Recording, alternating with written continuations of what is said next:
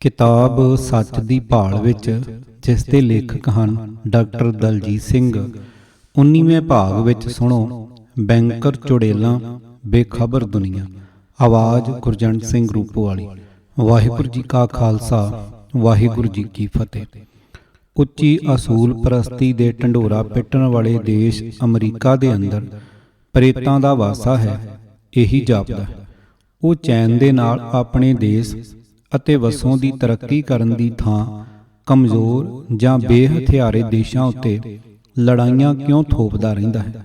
ਉਹ ਕਿਹੜਾ ਭੂਤ ਪ੍ਰੇਤ ਹੈ ਜੋ ਇਸ ਨੂੰ ਗਿੱਚੀ ਤੋਂ ਫੜ ਕੇ ਅਗਲੀ ਜੰਗ ਲਈ ਪ੍ਰੇਰਦਾ ਰਹਿੰਦਾ ਹੈ? ਮੇਰੀ ਜਾਚੇ ਸਭ ਤੋਂ ਵੱਡਾ ਪ੍ਰੇਤ ਹੈ ਉਹ ਜੋ ਅਮਰੀਕਾ ਸਰਕਾਰ ਤੋਂ ਵੀ ਉੱਪਰ ਉਥੋਂ ਦੀ ਕਰੰਸੀ ਭਾਵ ਛਪੇ ਹੋਏ ਡਾਲਰ ਨੋਟ ਆਪਣੀ ਮੁੱਠ ਹੇਠ ਰੱਖਦਾ ਹੈ। ਇਹ ਪ੍ਰਾਈਵੇਟ ਨਿੱਜੀ ਬੈਂਕਰ 1913 ਤੋਂ ਸਰਕਾਰੀ ਬੈਂਕਕਾਰੀ ਉੱਤੇ ਕਬਜ਼ਾ ਕਰੀ ਬੈਠਾ ਹੈ। ਸਰਕਾਰ ਨੂੰ ਜਿੰਨੀ ਵੀ ਨਗਦੀ ਚਾਹੀਦੀ ਹੈ, ਇਹ ਨਿੱਜੀ ਬੈਂਕ, ਜਿਸ ਦਾ ਨਾਮ ਹੈ ਫੈਡਰਲ ਰਿਜ਼ਰਵ, ਜੋ ਨਾ ਤਾਂ ਫੈਡਰਲ ਭਾਵ ਸਰਕਾਰੀ ਹੈ ਤੇ ਨਾ ਹੀ ਉਸ ਦਾ ਕੋਈ ਸਾਂਭਿਆ ਖਜ਼ਾਨਾ ਹੈ। ਉਹ ਛਪੇ ਹੋਏ ਕਾਗਜ਼ਾਂ ਦੇ ਡਾਲਰ ਸੂਦ ਉੱਤੇ ਦਿੰਦਾ ਹੈ। ਪ੍ਰਾਈਵੇਟ ਬੈਂਕਰਾਂ ਦੀ ਸਾਲਾਨਾ ਆਮਦਨ ਕਰੀਬ 1 ਟ੍ਰਿਲੀਅਨ ਡਾਲਰ ਹੈ, ਜੋ ਟੈਕਸ ਮੁਕਤ ਹੈ। ਅਮਰੀਕੀ ਡਾਲਰ ਦਾ ਬੋਲਬਾਲਾ ਇਸ ਤਰ੍ਹਾਂ ਹੈ ਕਿ ਵਿਸ਼ਵ ਦਾ ਕੁੱਲ ਤੇਲ ਵਪਾਰ ਆਪੋ ਆਪਣੀਆਂ ਕਰੰਸੀਆਂ ਵਿੱਚ ਨਹੀਂ, ਬਲਕਿ ਕੇਵਲ ਡਾਲਰਾਂ ਵਿੱਚ ਹੁੰਦਾ ਹੈ। ਤਾਂ ਤੇ ਹਰ ਦੇਸ਼ ਨੂੰ ਅਮਰੀਕਾ ਨੂੰ ਬੇਅੰਤ ਕੱਚਾ ਅਤੇ ਸਨਅਤੀ ਮਾਲ ਦੇ ਕੇ ਇਹ ਕਾਗਜ਼ੋਂ ਹੌਲੇ ਡਾਲਰਾਂ ਦੇ ਨੋਟ ਖਰੀਦਣੇ ਪੈਂਦੇ ਹਨ, ਜੋ ਕਿ ਚਿੱਟੇ ਦਿਨ ਸਰਾਸਰ ਲੁੱਟ ਹੈ। ਜੇ ਦੇਸ਼ ਆਪੋ ਆਪਣੀ ਕਰੰਸੀ ਵਿੱਚ ਤੇਲ ਖਰੀਦਣ ਲੱਗ ਪੈਣ ਤਾਂ ਉਸੇ ਵਕਤ ਨਿੱਜੀ ਬੈਂਕਕਾਰਾਂ ਅਤੇ ਡਾਲਰਾਂ ਦਾ ਭੱਠਾ ਬੈਠ ਜਾਵੇਗਾ। ਇਰਾਕ ਦੇ ਸਦਾਮ ਹੁਸੈਨ ਨੇ ਆਪਣੇ ਤੇਲ ਨੂੰ ਹੋਰਨਾਂ ਕਰੰਸੀਆਂ ਵਿੱਚ ਵੇਚਣਾ ਸ਼ੁਰੂ ਕਰ ਦਿੱਤਾ ਸੀ। ਇਹੀ ਉਸ ਦਾ ਜੁਰਮ ਸੀ। ਬੁਸ਼ ਸ਼ਾਸਨ ਨੇ ਉਸ ਦੇ ਦੇਸ਼ ਉੱਤੇ ਲੁਕਾਈ ਮਾਰ ਹਥਿਆਰਾਂ ਦੀ ਤਿਆਰੀ ਦਾ ਦੋਸ਼ ਲਾ ਕੇ ਹਮਲਾ ਕਰ ਦਿੱਤਾ, ਜਿਸ ਨਾਲ ਸਦਾਮ ਹੁਸੈਨ ਦੀ ਸਕੀਮ ਮਿੱਟੀ ਵਿੱਚ ਮਿਲ ਗਈ ਅਤੇ ਉਸ ਨੂੰ ਆਪਣੀ ਜਾਨ ਵੀ ਗਵਾਉਣੀ ਪਈ। ਤੇਲ ਦੇ ਸੌਦੇ ਕੇਵਲ ਡਾਲਰਾਂ ਵਿੱਚ ਅਤੇ ਸਿਰਫ ਲੰਡਨ ਅਤੇ ਨਿਊਯਾਰਕ ਅੰਦਰ ਕੀਤੇ ਜਾਂਦੇ ਹਨ। ਉਹਨਾਂ ਨੂੰ ਬੋਰਸਿਸ ਜਾਂ ਮੰਡੀ ਕਿਹਾ ਜਾਂਦਾ ਹੈ, ਜਿੱਥੇ ਸੌਦੇ ਹੁੰਦੇ ਹਨ ਅਤੇ ਨਗਦੀ ਦਾ ਲੈਣ ਦੇਣ ਹੁੰਦਾ ਹੈ। ਅੱਜ ਕੱਲ੍ਹ ਈਰਾਨ ਉੱਤੇ ਉਂਝਾਂ ਦੀ ਭਰਮਾਰ ਹੈ। ਉਸ ਉੱਤੇ ਦੋਸ਼ ਲਾਇਆ ਜਾ ਰਿਹਾ ਹੈ ਕਿ ਉਹ ਪਰਮਾਣੂ ਹਥਿਆਰ ਬਣਾ ਰਿਹਾ ਹੈ, ਜਿਸ ਨਾਲ ਉਹ ਇਜ਼ਰਾਈਲ ਅਤੇ ਅਮਰੀਕਾ ਉੱਤੇ ਹਮਲਾ ਅਵੱਛ ਕਰੇਗਾ। ਅੱਜ ਨਵੀਂ ਉਂਝ ਇਹ ਲੱਗੀ ਹੈ ਕਿ ਉਸਾਮਾ ਬਿਨ ਲਾਦੇਨ ਈਰਾਨ ਦੇ ਅੰਦਰ ਹੈ, ਠਾਠ ਦੀ ਜ਼ਿੰਦਗੀ ਜੀ ਰਿਹਾ ਹੈ ਅਤੇ ਬਾਜ਼ਾਂ ਦੇ ਨਾਲ ਸ਼ਿਕਾਰ ਕਰਕੇ ਆਨੰਦ ਲੈ ਰਿਹਾ ਹੈ। ਨਾਲ ਹੀ ਈਰਾਨ ਨੂੰ ਚਾਰੇ ਪਾਸਿਓਂ ਪਰਮਾਣੂ ਪਣ ਡੁਬਕੀਆਂ, ਸਮੁੰਦਰੀ ਬੇੜਿਆਂ, ਏਅਰਕ੍ਰਾਫਟ ਕੈਰੀਅਰ ਅਤੇ ਹਵਾਈ ਅੱਡਿਆਂ ਨਾਲ ਘੇਰਿਆ ਜਾ ਰਿਹਾ ਹੈ। ਅੰਤਰਰਾਸ਼ਟਰੀ ਪਰਮਾਣੂ ਏਜੰਸੀ ਬਾਰ-ਬਾਰ ਕਹਿ ਰਹੀ ਹੈ ਕਿ ਈਰਾਨ ਦੇ ਅੰਦਰ ਐਟਮ ਬੰਬ ਬਣਾਉਣ ਦਾ ਕੋਈ ਵੀ ਪ੍ਰੋਗਰਾਮ ਨਹੀਂ ਚੱਲ ਰਿਹਾ, ਪਰ ਦੁਨੀਆ ਦੇ ਕੁੱਲ ਟੀਵੀ ਅਤੇ ਮੋਟੇ ਅਖਬਾਰ ਤਾਂ ਬੈਂਕਰਾਂ ਦੇ ਹੱਥ ਵਿੱਚ ਨੇ। ਉਹ ਈਰਾਨ ਦੀ ਆਵਾਜ਼ ਗਲੇ ਵਿੱਚ ਹੀ ਦਬਾ ਲੈਂਦੇ ਹਨ। ਈਰਾਨ ਅਸਲ ਵਿੱਚ ਪਰਮਾਣੂ ਬੰਬ ਤੋਂ ਵੀ ਵਧੇਰੇ ਸ਼ਕਤੀਸ਼ਾਲੀ ਹਥਿਆਰ ਵਰਤ ਰਿਹਾ। ਉਹ ਹੈ ਈਰਾਨ ਅੰਦਰ ਤੇਲ ਦੀ ਨਵੀਂ ਮੰਡੀ, ਜਿੱਥੋਂ ਕੱਚਾ ਤੇਲ ਦੇਸ਼ਾਂ ਦੀਆਂ ਆਪਣੀਆਂ ਕਰੰਸੀਆਂ ਵਿੱਚ ਵੇਚਿਆ ਜਾਵੇਗਾ, ਪਰ ਨਖਿੱਧ ਡਾਲਰਾਂ ਦੇ ਨਾਲ ਬਿਲਕੁਲ ਨਹੀਂ। ਕਈ ਸਾਲ ਇਸ ਮੰਡੀ ਦੀ ਤਿਆਰੀ ਉੱਤੇ ਲਗਾਏ ਗਏ। ਹੁਣ ਕੁਝ ਮਹੀਨਿਆਂ ਤੋਂ ਇਸ ਨੇ ਆਪਣਾ ਕੰਮ ਸ਼ੁਰੂ ਕਰ ਦਿੱਤਾ ਹੈ। ਉਦਾਹਰਨ ਦੇ ਤੌਰ ਤੇ ਚੀਨ ਈਰਾਨ ਕੋਲੋਂ ਤੇਲ ਖਰੀਦਣ ਲਈ ਪਹਿਲਾਂ ਕਿਸੇ ਹੋਰ ਪਾਸਿਓਂ ਡਾਲਰ ਨਹੀਂ ਖਰੀਦੇਗਾ। ਅਸੀਂ ਵੀ ਈਰਾਨੀ ਤੇਲ ਗੈਰ ਡਾਲਰੀ ਕਰੰਸੀ ਰੁਪਇਆਂ ਨਾਲ ਵੀ ਖਰੀਦ ਸਕਦੇ ਹਾਂ, ਪਰ ਅਸੀਂ ਇੰਜ ਕਰਾਂਗੇ ਨਹੀਂ। ਅਸੀਂ ਪਹਿਲਾਂ ਬੁਸ਼ ਦੀ ਅਤੇ ਹੁਣ ਓਬਾਮਾ ਦੇ ਕੋਟ ਦੀ ਉੱਪਰਲੀ ਜੇਬ ਨੂੰ ਸ਼ਿੰਗਾਰ ਰਹੇ ਹਾਂ। ਨਾਲੇ ਸਾਨੂੰ ਪਤਾ ਹੈ ਕਿ ਓਬਾਮਾ ਆਦ ਤੋਂ ਬਾਗੀ ਹੋ ਕੇ ਉਸ ਤੋਂ ਡਾਢੀ ਮਾਰ ਖਾਣ ਤੋਂ ਬਚ ਨਹੀਂ ਸਕਦੇ। ਸ਼ਾਇਦ ਫਾਰਮੂਲਾ ਹੈ, ਦੜ ਵੱਟ ਜ਼ਮਾਨਾ ਕੱਟ, ਭਲੇ ਦਿਨ ਆਉਣਗੇ। ਰੌਥਚਾਈਲਡ, ਰਾਕਫੈਲਰ ਅਤੇ ਫੈਡਰਲ ਰਿਜ਼ਰਵ ਬਾਰੇ ਜਿੰਨਾ ਵੀ ਜਾਣ ਲਈਏ ਓਨਾ ਹੀ ਘੱਟ। ਇਹਨਾਂ ਦੇ ਅੰਦਰ ਹੀ ਹੈ ਚੁੜੇਲਾਂ ਦਾ ਵਾਸਾ। ਆਮ ਅਮਰੀਕਨ ਲੋਕ ਅਮਨ ਪਸੰਦ ਹਨ, ਪਰ ਉਹਨਾਂ ਦੀ ਇੱਕ ਨਹੀਂ ਚੱਲਦੀ। ਉਹ ਤਾਂ ਆਪ ਆਪਣੇ ਬੈਂਕਾਂ ਕੋਲ ਵਿਕੇ ਹੱਥ ਠੋਕੇ ਸੈਨੇਟਰਾਂ ਅਤੇ ਪ੍ਰਧਾਨਾਂ ਦੀਆਂ ਬੇਥਵੀਆਂ ਅਤੇ ਵਿਨਾਸ਼ਕਾਰੀ ਜੰਗਾਂ ਤੋਂ ਅੱਕੇ ਪਏ ਹਨ। ਲੜਾਈਆਂ ਦੇ ਮੋਰਚਿਆਂ ਉੱਤੇ ਉਹਨਾਂ ਦੇ ਵਰਗਲਾਏ ਹੋਏ ਫੌਜੀ ਬੱਚੇ ਅਤੇ ਬੱਚੀਆਂ ਦਾ ਘਾਣ ਹੋ ਰਿਹਾ ਹੈ। ਚੁੜੇਲ ਬੈਂਕਰਾਂ ਦਾ ਵੱਡਾ ਕੰਮ ਹੈ ਸਰਕਾਰਾਂ ਨੂੰ ਜੰਗੀ ਹਥਿਆਰਾਂ ਦੀ ਦੌੜ ਵਿੱਚ ਉਲਝਾ ਕੇ ਰੱਖਣਾ ਅਤੇ ਆਏ ਦਿਨ ਕਿਸੇ ਬਹਾਨੇ ਇੱਕ ਨਵੀਂ ਜੰਗ ਚਾਲੂ ਕਰਨੀ। ਇਸ ਤਰ੍ਹਾਂ ਦੇਸ਼ਾਂ ਦੀਆਂ ਸਰਕਾਰਾਂ ਉਹਨਾਂ ਤੋਂ ਕਰਜ਼ੇ ਲੈ ਲੈ ਕੇ ਨਵੇਂ ਹਥਿਆਰ ਬਣਾਉਂਦੀਆਂ ਹਨ ਅਤੇ ਦੇਸ਼ ਭਗਤ ਫੌਜੀਆਂ ਨੂੰ ਜੰਗਾਂ ਅੰਦਰ ਮੌਤ ਦੇ ਮੂੰਹ ਵੱਲ ਧੱਕ ਦਿੰਦੀਆਂ ਹਨ। ਕਰਜ਼ੇ ਆਉਣ ਵਾਲੀਆਂ ਪੁਸ਼ਤਾਂ ਉੱਪਰ ਚੜ੍ਹੀ ਜਾ ਰਹੇ ਹਨ। ਅੱਜ ਹਰ ਨਵੇਂ ਜੰਮੇ ਅਮਰੀਕਨ ਬੱਚੇ ਉੱਤੇ ਕਰੀਬ $2.5 ਲੱਖ ਦਾ ਕਰਜ਼ਾ ਹੈ ਜਿਹੜਾ ਉਸ ਦੀਆਂ ਅਗਲੀਆਂ ਪੁਸ਼ਤਾਂ ਤੋਂ ਵੀ ਨਹੀਂ ਲੈਣਾ। ਰੌਥਚਾਈਲਡ ਘਰਾਣਾ ਦੁਨੀਆ ਦੇ ਵਿੱਤੀ ਸਾਹ ਘੁਟਾਲੇ ਦਾ ਮੋਢੀ ਹੈ। ਪਰੀ ਕਹਾਣੀਆਂ ਵਿੱਚ ਪੜ੍ਹੀਦਾ ਸੀ ਕਿ ਇੱਕ ਦੈਂਤ ਕਿਸੇ ਤੋਂ ਮਰਦਾ ਨਹੀਂ ਸੀ ਕਿਉਂਕਿ ਉਸ ਦੀ ਜਾਨ ਦੂਰ ਕਿਤੇ ਪਿੰਜਰੇ ਅੰਦਰਲੇ ਤੋਤੇ ਅੰਦਰ ਹੁੰਦੀ ਸੀ ਅਤੇ ਤੋਤੇ ਤੱਕ ਪਹੁੰਚਣ ਲਈ ਬੜੇ ਔਖੇ ਰਸਤੇ ਸਨ, ਰੁਕਾਵਟਾਂ ਸਨ ਅਤੇ ਰਖਵਾਲੇ ਸਨ। ਬੈਂਕਰਾਂ ਨੇ ਆਪਣੇ ਦੁਆਲੇ ਪੱਛਮੀ ਦੇਸ਼ਾਂ ਦੀਆਂ ਫੌਜਾਂ ਦਾ ਤਕੜਾ ਘੇਰਾ ਬਣਾ ਲਿਆ ਹੈ ਜੋ ਨਾ ਕੇਵਲ ਬੈਂਕਰਾਂ ਦੀ ਰੱਖਿਆ ਕਰਦਾ ਹੈ ਸਗੋਂ ਉਹਨਾਂ ਦੇ ਪਾਏ ਹੋਏ ਪੂਰਨਿਆਂ ਉੱਤੇ ਸਦਾ ਲਈ ਇੱਕ ਦੁਨੀਆ ਅਤੇ ਨਵੇਂ ਵਿਸ਼ਵ ਸਮਾਜ ਦੀ ਪੂਰਤੀ ਲਈ ਲਗਾਤਾਰ ਦੂਜਿਆਂ ਦੇਸ਼ਾਂ ਨੂੰ ਤੋੜ ਕੇ ਜਾਂ ਡਰਾ ਕੇ ਆਪਣੀ ਛਤਰ ਛਾਇਆ ਹੇਠ ਲਿਆਉਂਦਾ ਹੈ। ਇਸ ਲੰਬੇ ਭਿਆਨਕ ਕਾਰਜ ਨੂੰ ਸਿਰੇ ਪਹੁੰਚਾਉਣ ਲਈ ਅਜਿਹੀਆਂ ਲੜਾਈਆਂ ਕੀਤੀਆਂ ਗਈਆਂ ਹਨ ਜਿਨ੍ਹਾਂ ਲਈ ਪਾਗਲਪਨ ਤੋਂ ਘੱਟ ਕੋਈ ਸ਼ਬਦ ਨਹੀਂ ਢੁਕਦਾ। ਪਰ ਅਫਸੋਸ ਬੈਂਕਰਾਂ ਦਾ ਟੀਚਾ ਹਰ ਵਾਰੀ ਪੂਰਾ ਹੁੰਦਾ ਹੈ। ਨਾਟੋ ਦੀਆਂ ਫੌਜਾਂ ਬੈਂਕਰਾਂ ਦੀ ਮੁੱਠੀ ਵਿੱਚ ਹਨ, ਜਿੱਥੇ ਮਰਜ਼ੀ ਵਰਤ ਲੈਣ। ਆਖਰੀ ਟੀਚਾ ਹੈ ਕੁਝ ਬੈਂਕਰਾਂ ਦੀ ਮੁੱਠੀ ਵਿੱਚ ਕੁੱਲ ਵਿਸ਼ਵ ਸਾਮਰਾਜ। ਇਹ ਟੀਚਾ 1776 ਤੋਂ ਸ਼ੁਰੂ ਹੋ ਕੇ ਹੁਣ ਵੇਖੋ ਕਿੱਥੋਂ ਤੱਕ ਪਹੁੰਚ ਗਿਆ ਹੈ। ਬੈਂਕਰਾਂ ਦੇ ਅਮਰੀਕਨ, ਨਾਟੋ ਅਤੇ ਹੋਰ ਦੇਸ਼ਾਂ ਦੇ ਫੌਜੀ ਅਫਗਾਨਿਸਤਾਨ ਦੀ ਮਦਦ ਉੱਤੇ ਪਿਛਲੇ 10 ਸਾਲਾਂ ਤੋਂ ਉਤਰੇ ਹੋਏ ਹਨ। ਇਸ ਸਮੇਂ ਵਿੱਚ ਕਰੀਬ $300 ਬਿਲੀਅਨ ਖਰਚ ਹੋਏ ਹਨ। ਇਹਨਾਂ ਵਿੱਚੋਂ 95% ਖਰਚਾ ਫੌਜ ਉੱਤੇ ਹੁੰਦਾ ਹੈ ਅਤੇ 5% ਅਫਗਾਨਿਸਤਾਨ ਦੀ ਮੁੜ ਉਸਾਰੀ ਉੱਤੇ। ਉਸ ਨਵ ਉਸਾਰੀ ਦੇ ਵਿੱਚ ਉਹ 300 ਫੌਜੀ ਅੱਡੇ ਵੀ ਆਉਂਦੇ ਹਨ ਜਿੱਥੇ ਪੱਛਮੀ ਧਾੜਵੀ ਸੈਨਾਵਾਂ ਲੁੱਕ ਕੇ ਸਾਹ ਲੈਂਦੀਆਂ ਹਨ। ਹਰ ਇੱਕ ਅਮਰੀਕਨ ਫੌਜੀ ਨੂੰ 1 ਸਾਲ ਲਈ ਵਰਤਣ ਲਈ $10 ਲੱਖ ਖਰਚੇ ਜਾਂਦੇ ਹਨ। ਪੀਣ ਵਾਲੇ ਪਾਣੀ ਤੋਂ ਲੈ ਕੇ ਗੋਲੀ ਸਿੱਕੇ ਤੱਕ ਬਾਹਰੋਂ ਆਉਂਦਾ ਹੈ। ਅੱਜ ਕੱਲ੍ਹ ਦੇ 1 ਲੱਖ ਅਮਰੀਕਨ ਫੌਜੀ ਉੱਤੇ ਸਾਲਾਨਾ ਖਰਚ ਹੋਵੇਗਾ $100 ਬਿਲੀਅਨ। ਬੜੀ ਮਾਮੂਲੀ ਰਕਮ ਹੈ ਜੋ ਬੈਂਕਰਾਂ ਨੇ ਝੱਟ ਛਾਪ ਕੇ ਅਮਰੀਕੀ ਸਰਕਾਰ ਨੂੰ ਕਰਜ਼ੇ ਉੱਤੇ ਦੇਣੀ ਹੈ, ਜੋ ਕਰਜ਼ਾ ਆਉਣ ਵਾਲੀਆਂ ਪੀੜ੍ਹੀਆਂ ਨੂੰ ਟੈਕਸਾਂ ਰਾਹੀਂ ਤਾਰਨਾ ਪਵੇਗਾ। ਅਮਰੀਕਨ ਲੋਕਾਂ ਬਲਕਿ ਅਮਰੀਕੀ ਫੌਜਾਂ ਉੱਤੇ ਵੀ ਤਰਸ ਦੀਆਂ ਨਜ਼ਰਾਂ ਨਾਲ ਵੇਖਣਾ ਪਵੇਗਾ ਕਿਉਂਕਿ ਉਹ ਖੁਦ ਛੜਯੰਤਰ ਦਾ ਸ਼ਿਕਾਰ ਹਨ। ਬੈਂਕਰਾਂ ਦਾ ਅਮਰੀਕਾ ਉੱਤੇ ਕਬਜ਼ਾ ਹੈ, ਇਸ ਲਈ ਅਮਰੀਕੀ ਅਤੇ ਅਤਿਆਦੀ ਫੌਜ ਦਰਅਸਲ ਬੈਂਕਰ ਫੌਜ ਹੈ। $300 ਬਿਲੀਅਨ ਵਿੱਚੋਂ ਜਿਹੜਾ 5 ਬਿਲੀਅਨ ਅਫਗਾਨਿਸਤਾਨ ਲਈ ਹੁੰਦਾ ਹੈ ਉਹ ਰਿਸ਼ਵਤੀ ਸਰਕਾਰ ਦੀਆਂ ਜੇਬਾਂ ਵਿੱਚ ਚਲਾ ਜਾਂਦਾ ਹੈ। ਜੇ ਇੰਨਾ ਪੱਲੇ ਪੈ ਜਾਵੇ ਕਿ ਅਫਗਾਨਿਸਤਾਨ ਦੇ ਅੰਦਰ ਅਮਰੀਕੀ ਫੌਜ ਲੋਕਾਂ ਦੀ ਮਦਦ ਸੇਵਾ ਲਈ ਨਹੀਂ ਹੈ ਤਾਂ ਨੇੜੇ ਪਿੱਛੇ ਦੇ ਅਮਰੀਕਨ ਫੌਜੀ ਇਤਿਹਾਸ ਨੂੰ ਸਮਝਣਾ ਸੌਖਾ ਹੋ ਜਾਂਦਾ ਹੈ। ਉਦਾਹਰਨ ਲਈਏ ਵੀਅਤਨਾਮ ਦੀ, ਜਿੱਥੇ ਦੂਜੀ ਵਿਸ਼ਵ ਜੰਗ ਤੋਂ ਪਹਿਲਾਂ 80 ਸਾਲਾਂ ਤੋਂ ਫਰਾਂਸ ਦਾ ਕਬਜ਼ਾ ਸੀ। ਜੰਗ ਦੌਰਾਨ ਜਾਪਾਨ ਫਰਾਂਸ ਨੂੰ ਪਛਾੜ ਕੇ ਆਪ ਕਾਬਜ਼ ਹੋ ਗਿਆ। ਜੰਗ ਮੁੱਕਦਿਆਂ ਹੀ ਵੀਅਤਨਾਮੀਆਂ ਨੇ 2 ਸਤੰਬਰ 1945 ਨੂੰ ਆਪਣੀ ਆਜ਼ਾਦੀ ਦਾ ਐਲਾਨ ਕਰ ਦਿੱਤਾ। ਉਹਨਾਂ ਨੇ ਆਪਣੇ ਆਜ਼ਾਦੀ ਐਲਾਨ ਵਿੱਚ ਐਨ ਉਹੀ ਸ਼ਬਦ ਵਰਤੇ ਜੋ ਇੱਕ ਦਿਨ ਸ਼ੁਰੂ ਵਿੱਚ ਅਮਰੀਕਾ ਅੰਦਰ ਵਰਤੇ ਗਏ ਸਨ। ਸਭ ਇਨਸਾਨ ਸਾਵੇ ਹਨ। ਉਹਨਾਂ ਨੂੰ ਕਾਦਰ ਨੇ ਕੁਝ ਪੱਕੇ ਹੱਕ ਦਿੱਤੇ ਹਨ ਜਿਨ੍ਹਾਂ ਵਿੱਚ ਹੈ ਜ਼ਿੰਦਗੀ, ਆਜ਼ਾਦੀ ਅਤੇ ਖੁਸ਼ਹਾਲੀ ਦਾ ਪਿੱਛਾ ਕਰਨਾ। ਅਮਰੀਕੀ ਸਰਕਾਰ ਅਤੇ ਬੈਂਕਰਾਂ ਨੇ ਇਸ ਐਲਾਨ ਉੱਤੇ ਤਾੜੀਆਂ ਵਜਾਈਆਂ ਨਹੀਂ। ਉਹਨਾਂ ਨੇ ਆਪਣੇ ਗਾਹਕ ਫਰਾਂਸ ਨੂੰ ਪੂਰਨ ਰੂਪ ਵਿੱਚ ਫੌਜੀ ਅਤੇ ਵਿੱਤੀ ਸਹਾਇਤਾ ਦਿੱਤੀ ਤਾਂ ਜੋ ਖੁੱਸੀ ਹੋਈ ਵੀ ਵੀਅਤਨਾਮੀ ਬਸਤੀ ਵਾਪਸ ਹੱਥ ਵਿੱਚ ਆ ਜਾਵੇ।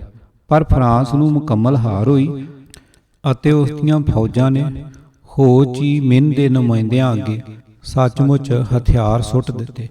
ਅਮਰੀਕਾ ਅਤੇ ਬੈਂਕਰਾਂ ਦੀ ਨੀਂਦ ਉੱਡ ਗਈ। ਇਸ ਲਈ ਵੀਅਤਨਾਮ ਉੱਤੇ ਅਮਰੀਕੀ ਹਮਲਾ ਸ਼ੁਰੂ ਹੋ ਗਿਆ।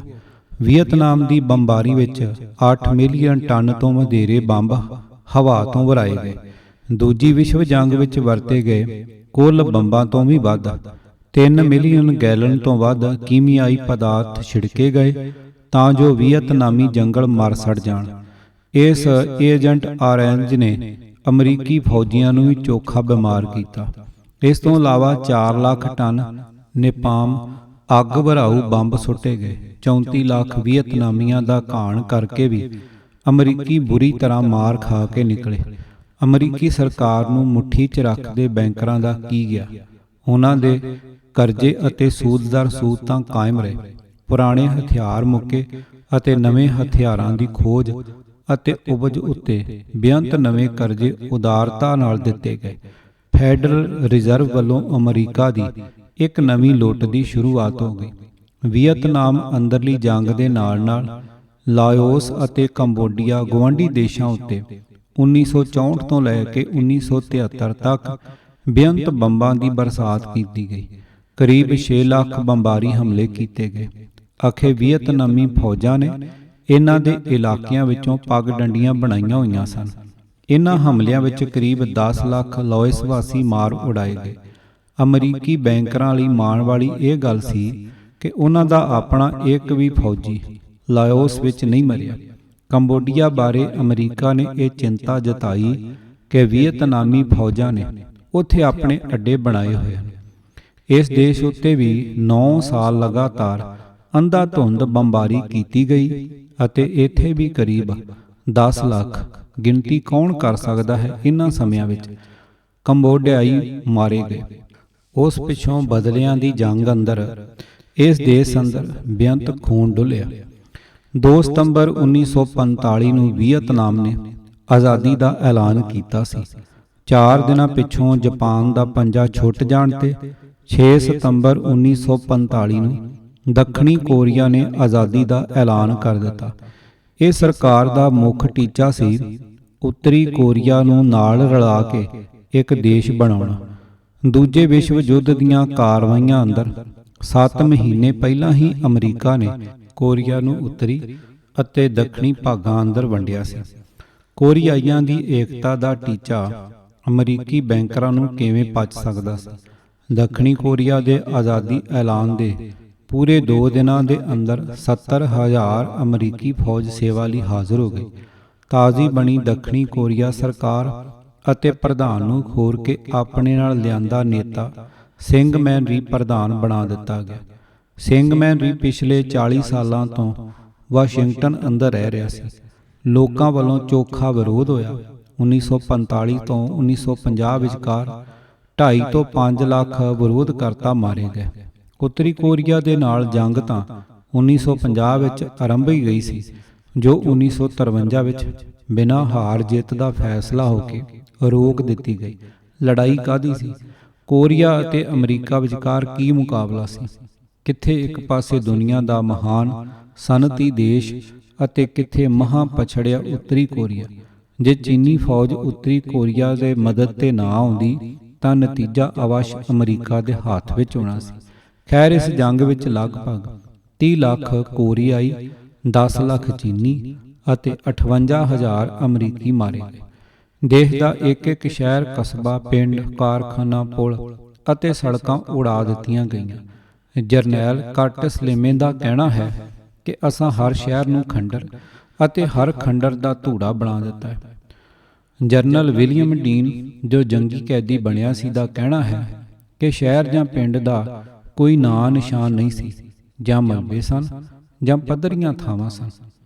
ਜੰਗ ਕੋਰੀਆ ਦੀ ਹੋਵੇ ਜਾਂ ਵੀਅਤਨਾਮ, ਕੰਬੋਡੀਆ, ਇਰਾਕ ਅਤੇ ਅਫਗਾਨਿਸਤਾਨ ਦੀ, ਇੱਕੋ ਹੀ ਗੱਲ ਉੱਭਰ ਕੇ ਆਉਂਦੀ ਹੈ। ਸਾਹਮਣੇ ਪਾਸੇ ਲੜਨ ਵਾਲੇ ਤਾਂ ਕੋਈ ਮੇਲ ਨਹੀਂ ਸੀ। ਉੱਤਰੀ ਕੋਰੀਆ ਉੱਤੇ ਵੀਅਤਨਾਮ ਨਾਲੋਂ ਵੀ ਵੱਧ ਨੇਪਾਮ ਅੱਗ ਭਰਾਊ ਬੰਬ ਸੁੱਟੇ ਗਏ ਸਨ। ਇੱਕ ਦਿਨ ਵਿੱਚ 880 ਟਨ ਬੰਬ ਭਰਾਏ ਗਏ। ਯਾਦ ਆਉਂਦੀ ਹੈ 1965 ਵਿੱਚ ਹਿੰਦ ਪਾਕਿਸਤਾਨ ਲੜਾਈ ਦੇ ਆਖਰੀ ਦਿਨ ਸ਼ਾਮ ਨੂੰ ਛੇਹਰਟੇ ਵਿੱਚ ਡਿੱਗੇ 100 ਪਾਉਂਡ ਦੇ 4 ਬੰਬਾਂ ਦੀ, ਜੋ ਆਖਰੀ ਹਵਾਈ ਹਮਲੇ ਵਿੱਚ ਸੁੱਟੇ ਗਏ। ਸਾਰੇ ਸ਼ਹਿਰ ਵਿੱਚ ਕਿਵੇਂ ਹਾਹਾਕਾਰ ਮੱਚੀ ਸੀ।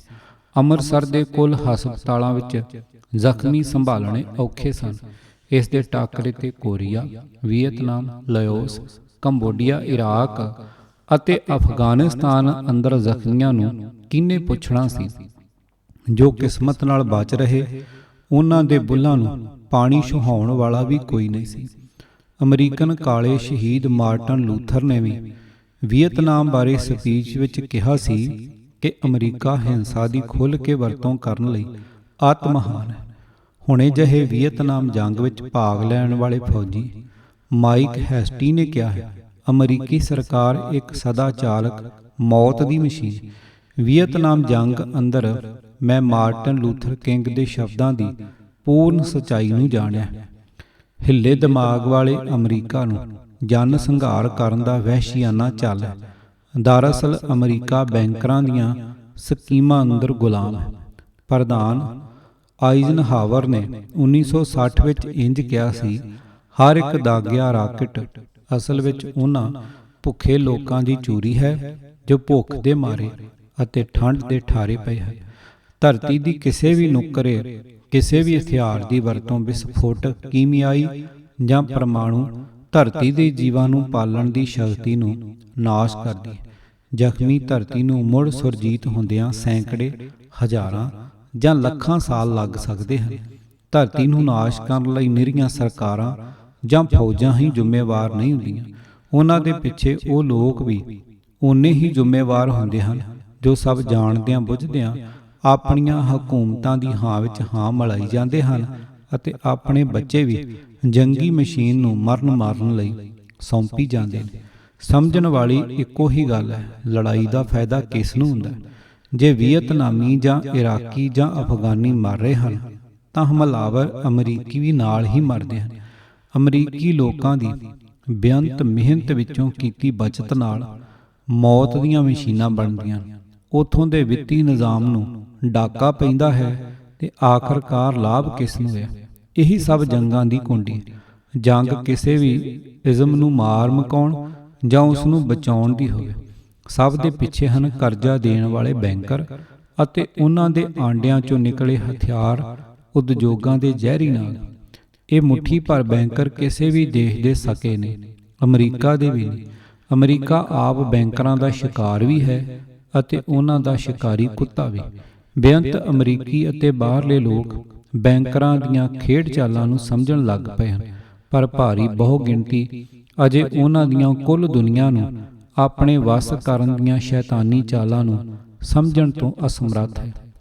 ਬੈਂਕਰ ਚੁੜੇਲਾਂ 1913 ਤੋਂ ਅਮਰੀਕਾ ਨੂੰ ਚੰਬੜੀਆਂ ਹੋਈਆਂ ਹਨ। ਯੂਰਪ ਅੰਦਰ ਉਸ ਤੋਂ ਵੀ ਬੇਅੰਤ ਪਹਿਲਾਂ ਤੋਂ ਲਹੂ ਚੂਸ ਰਹੀਆਂ ਹਨ। ਪਿਛਲੇ 250 ਸਾਲਾਂ ਦੀਆਂ ਮੋਟੀਆਂ ਜੰਗਾਂ ਇਹਨਾਂ ਚੁੜੇਲਾਂ ਦੀਆਂ ਸ਼ਤਰੰਜੀ ਚਾਲਾਂ ਸਨ ਅਤੇ ਅੱਜ ਵੀ ਹਨ। ਧਰਤੀ ਉੱਤੇ ਸਦੀਵੀ ਅਮਨ ਅਤੇ ਖੁਸ਼ਹਾਲੀ ਲਿਆਉਣ ਲਈ ਇਹਨਾਂ ਚੁੜੇਲਾਂ ਦਾ ਹਟਣਾ ਲਾਜ਼ਮੀ ਹੈ। ਉਹਨਾਂ ਦੀ ਰੱਖਿਆ ਇਸ ਸਮੇਂ ਕਰ ਰਹੇ ਨੇ ਅਮਰੀਕਾ ਅਤੇ ਨਾਟੋ ਦੇ ਫੌਜੀ ਗਠਬੰਧਨ ਅਤੇ ਉਹਨਾਂ ਦੇ ਅਸਰ ਰਸੂਖ ਹੇਠ ਬੇਅੰਤ ਨਿੱਕੇ ਮੋਟੇ ਦੇਸ਼ ਅਤੇ ਡੈਮੋਕ੍ਰੇਸੀਆਂ। ਇਹ ਸਮੇਂ ਉਹਨਾਂ ਦੀ ਸ਼ਿਸ਼ਤ ਵਿੱਚ ਹੈ। ਮੱਧ ਏਸ਼ੀਆ ਦਾ ਇੱਕੋ ਇੱਕ ਆਕੀ ਦੇਸ਼ ਈਰਾਨ। ਕੁੱਲ ਦੁਨੀਆ ਦਾ ਭਵਿੱਖ ਈਰਾਨ ਉੱਤੇ ਟਿਕਿਆ ਹੋਇਆ। ਮੱਧ ਏਸ਼ੀਆ ਅੰਦਰ ਬੈਂਕਰੀ ਚੁੜੇਲਾਂ ਦਾ ਸਭ ਤੋਂ ਵੱਡਾ ਅੱਡਾ ਹੈ ਇਜ਼ਰਾਈਲ ਦੇਸ਼। ਉਹਨਾਂ ਨੇ ਇਸ ਦੇਸ਼ ਨੂੰ ਬਚਾਉਣਾ ਹੈ ਅਤੇ ਮਾਰਨ ਲਈ ਅਮਰੀਕਾ ਨੂੰ ਅੱਗੇ ਡਾਉਣਾ ਹੈ। ਵੇਖਣਾ ਇਹ ਹੈ ਕਿ ਅਮਰੀਕੀ ਪ੍ਰਧਾਨ ਬੈਂਕਰਾਂ ਦੀ ਚਾਲ ਵਿੱਚ ਫਸੇਗਾ ਜਾਂ ਨਿਕਲ ਜਾਣ ਦੀ ਹੁਸ਼ਿਆਰੀ ਵਿਖਾ ਸਕੇਗਾ। ਕਿਤਾਬ ਸੱਚ ਦੀ ਭਾਲ ਵਿੱਚ ਭਾਗ 19ਵਾਂ, ਲੇਖਕ ਡਾਕਟਰ ਦਲਜੀਤ ਸਿੰਘ। ਪੂਰੀ ਕਿਤਾਬ ਸੁਣਨ ਲਈ YouTube channel Gurjant Singh Rupowali subscribe ਕਰੋ। ਵਾਹਿਗੁਰੂ ਜੀ ਕਾ ਖਾਲਸਾ, ਵਾਹਿਗੁਰੂ ਜੀ ਕੀ ਫਤਿਹ।